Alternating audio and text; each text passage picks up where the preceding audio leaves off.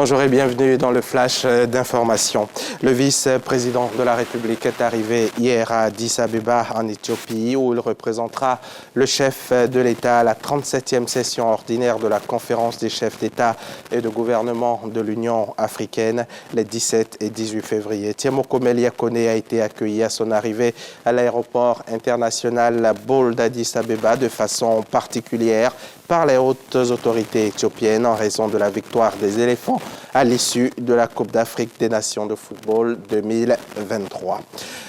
Le Premier ministre des Sports et du cadre de vie, Robert Begré Mambé, a effectué hier une tournée chez les guides religieux pour leur témoigner sa reconnaissance et sa gratitude pour leur contribution à l'organisation de la CAN 2023. Cette visite de reconnaissance du Premier ministre auprès des religieux est perçue comme une preuve de grandeur car selon les religieux, Dieu aime les personnes qui sont reconnaissantes. Le reportage de Franck Quadio et Ulrich Adongon à suivre dans le 13h.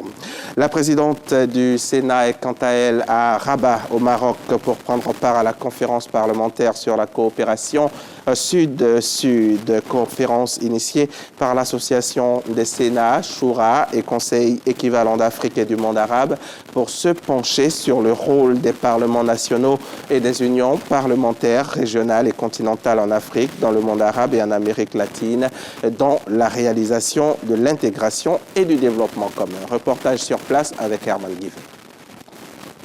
Ouverture ce jeudi à Rabat au Maroc des travaux de la conférence parlementaire sur la coopération Sud-Sud.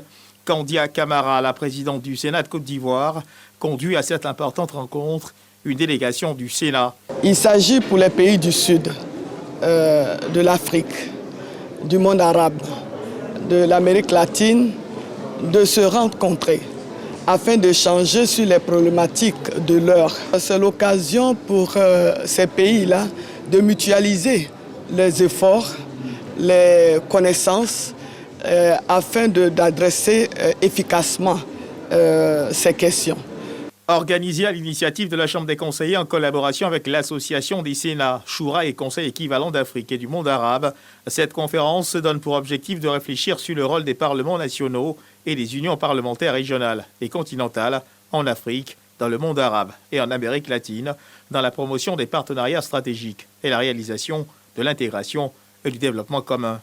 La Côte d'Ivoire et le Royaume du Maroc entretiennent d'excellentes relations, notamment dans les domaines politiques, économiques, diplomatiques et parlementaires. Ainsi, en matière de décentralisation, quelques collectivités territoriales de la Côte d'Ivoire ont pu bénéficier de ressources financières provenant du Fonds d'appui à la coopération décentralisée internationale, FACDI, institué par le Royaume du Maroc. À notre sens, ce type de coopération sud-sud, axée sur le développement local, devrait faire l'objet de consolidation. Le Sénat de Côte d'Ivoire accorde un intérêt tout particulier aux initiatives telles que la présente conférence, au cours de laquelle les thématiques portant sur les défis et enjeux actuels feront l'objet de communication et d'échanges. Pour sa part, le Sénat de la République de Côte d'Ivoire s'engage à participer de façon active aux réflexions sur ces sujets à l'occasion de la présente rencontre.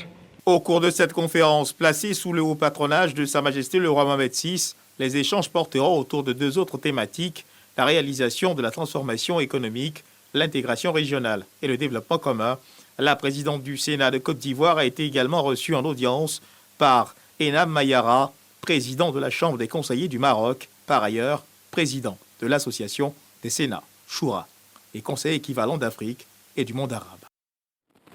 Au Sénégal, le Conseil constitutionnel a déclaré la loi qui reporte la présidentielle au 15 décembre 2024 contraire à la Constitution et a annulé le décret du président Macky Sall qui annulait donc la convocation des électeurs pour le scrutin du 25 février. C'est une décision historique tant le report de la présidentielle est à l'origine d'une crise politique majeure et inédite au Sénégal. Pourquoi? Le Conseil des sages fonde sa décision sur un principe de sécurité juridique, l'article 103 qui indique que personne ne peut réformer le nombre et la durée du mandat du président Selon lui, le président de la Constitution, le président de la durée du mandat du président. Selon lui, le report de la présidentielle viole cet article intangible de la Constitution qui verrouille le nombre et la durée du mandat du président.